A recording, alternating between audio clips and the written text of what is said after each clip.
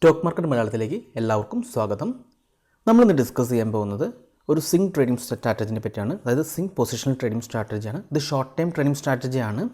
അപ്പോൾ നമുക്ക് ടോപ്പിക്കിലേക്ക് പോകാം. അതിന് മുന്നേ നിങ്ങൾ ഇതുവരെ ഈ ചാനൽ സബ്സ്ക്രൈബ് ചെയ്തിട്ടില്ലെങ്കിൽ ദയവായി സബ്സ്ക്രൈബ് ചെയ്യണം. ഒരുപാട് നല്ല സ്ട്രാറ്റജി വീഡിയോസ് ഞാൻ ഈ ചാനലിലൂടെ അപ്ലോഡ് ചെയ്യുന്നതാണ്. അപ്പോൾ നമുക്ക് ആദ്യം എന്താണ് ഈ സിംഗ് ട്രേഡിംഗ് സ്ട്രാറ്റജി എന്ന് നോക്കാം.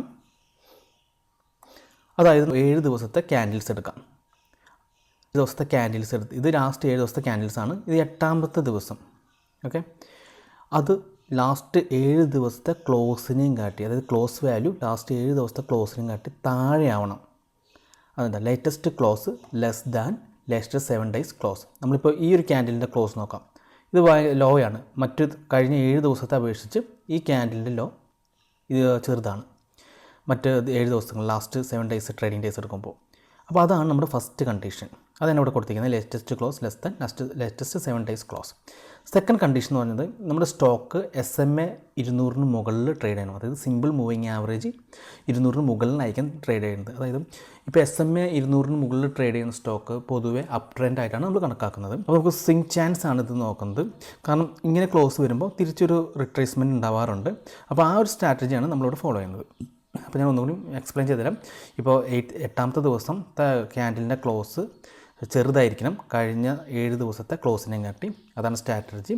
അതുകൂടാതെ SMA 200 മുകളിലായിരിക്കണം ആ സ്റ്റോക്ക് ട്രേഡ് ചെയ്യേണ്ടത്. അപ്പോൾ നമുക്ക് ഏതൊക്കെ സ്റ്റോക്കുകളാണ് ക്ലോസിംഗ് ടൈമിൽ ഈ കണ്ടീഷൻ മാച്ച് ചെയ്ത് വരുന്നത് മാനുവലി നോക്കുന്നത് അത്ര പോസിബിൾ അല്ല. അപ്പോൾ നമുക്കതിന് വേണ്ടി സ്കാനർ തന്നെ നിർമ്മിക്കാം. അപ്പോൾ ആ സ്കാനർ നമുക്ക് സ്കാൻ ചെയ്ത് തരും ഏതൊക്കെ സ്റ്റോക്കുകളാണ് ഈ കണ്ടീഷൻ ചെയ്യുന്നത്. അപ്പോൾ ഈ വീഡിയോയിലൂടെ ഞാൻ ആ സ്കാനർ എങ്ങനെ ഉണ്ടാക്കാമെന്ന് കാണിച്ചു തരാം. അപ്പോൾ അതിന് വേണ്ടി നമ്മൾ charting.comൽ പോവാം. അതിൽ ക്രിയേറ്റ് സ്കാൻ ഉണ്ട്. ആ ക്രിയേറ്റ് സ്കാനിൽ ക്ലിക്ക് ചെയ്യാം. ഇവിടെ നമുക്കൊരു പ്ലസ് ബട്ടൺ കാണാം, അതിൽ ക്ലിക്ക് ചെയ്യാം. ഇവിടെ നമുക്ക് ക്ലോസ് ആണ് വേണ്ടത്.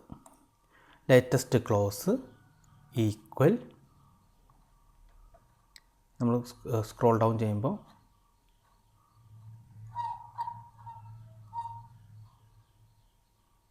മിനിമം കാണാം. Math function minimum. ഇവിടെ നമ്മൾ ഈ 20 ഉള്ളിടത്ത് 7 ആക്കാം.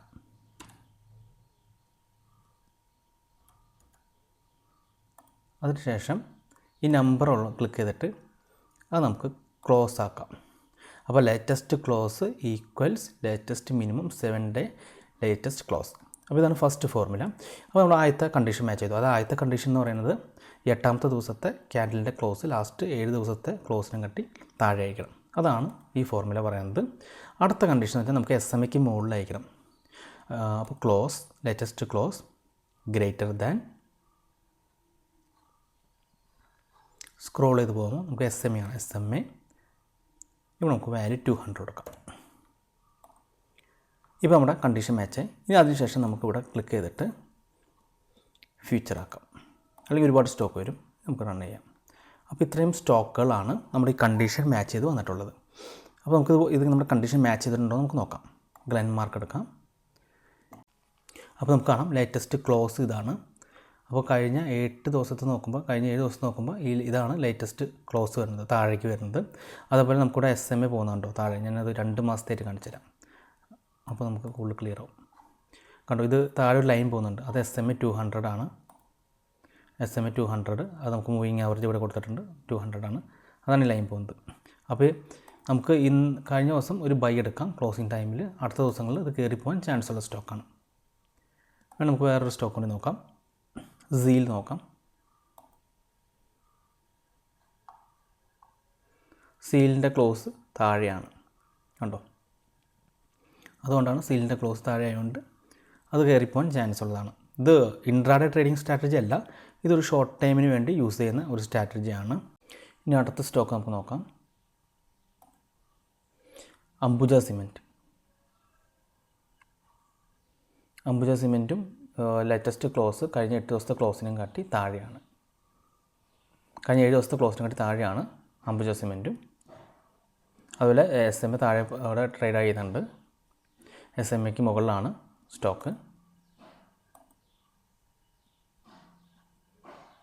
ഇപ്പോൾ ലൂപ്പിൽ നിങ്ങൾ നോക്കി കാണാം SMAക്ക് മുകളിലാണ് സ്റ്റോക്ക് ട്രേഡ് ചെയ്യുന്നത്. ഈ ലോ 8 ദിവസത്തെ ലോയിനെ കാട്ടി താഴെയാണ്. അത് 8ാമത്തെ ദിവസത്തെ ലോ കഴിഞ്ഞ 7 ദിവസത്തെ ലോയിനെ കാട്ടി താഴെയാണ്. അതുകൊണ്ടാണ് നിങ്ങൾ ഇവിടെ തന്നെ നോക്കി കാണാം മാർക്കറ്റ് ഇറങ്ങി വന്നിട്ട് കണ്ടോ നമ്മുടെ SMA എടുത്ത് വന്നിട്ട് അവിടുന്ന് ക്ലോസിങ് തിരിച്ച് കയറാൻ നോക്കുകയാണ്. വീണ്ടും ഒരു ഓപ്പർച്യൂണിറ്റി കിട്ടിയിട്ടുണ്ട് ലൂപ്പിനിൽ. അപ്പോൾ ഇതാണ് സ്ട്രാറ്റജി. ഇതൊരു ഫോറക്സ് ട്രേഡിംഗ് സ്ട്രാറ്റജിയാണ്. അപ്പോൾ ഇന്ത്യൻ മാർക്കറ്റിലും ഇത് നല്ല രീതിയിൽ വർക്ക് ചെയ്യുന്നുണ്ട്. നിങ്ങൾ ജസ്റ്റ് ഒന്ന് ആദ്യം കുറച്ച് ദിവസത്തേക്ക് ഒന്ന് പേപ്പർ ട്രേഡ് ചെയ്ത് നോക്കാം. അപ്പോൾ ഇത് വർക്കിംഗ് ആണെങ്കിൽ നിങ്ങൾക്കിത് ഫോളോ ചെയ്യാൻ പറ്റിയ ഒരു സ്ട്രാറ്റജിയാണ്. ആൻഡ് ഇത് നമുക്ക് ഇൻട്രാഡേ അല്ല, ഷോർട്ട് ടൈം സ്ട്രാറ്റജിയാണ്. അപ്പോൾ സ്വിംഗ് ട്രേഡിംഗ് ആണ് ഇത് മെയിനായിട്ട് ഉദ്ദേശിക്കുന്നത്. അപ്പോൾ ഈ സ്ട്രാറ്റജി ഒന്നുകൂടി ഞാൻ പറഞ്ഞുതരാം.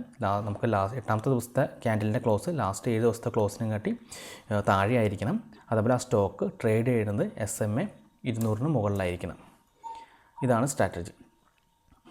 അപ്പോൾ ഈ വീഡിയോ നിങ്ങൾക്ക് ഇഷ്ടപ്പെട്ടെന്ന് വിചാരിക്കുന്നു.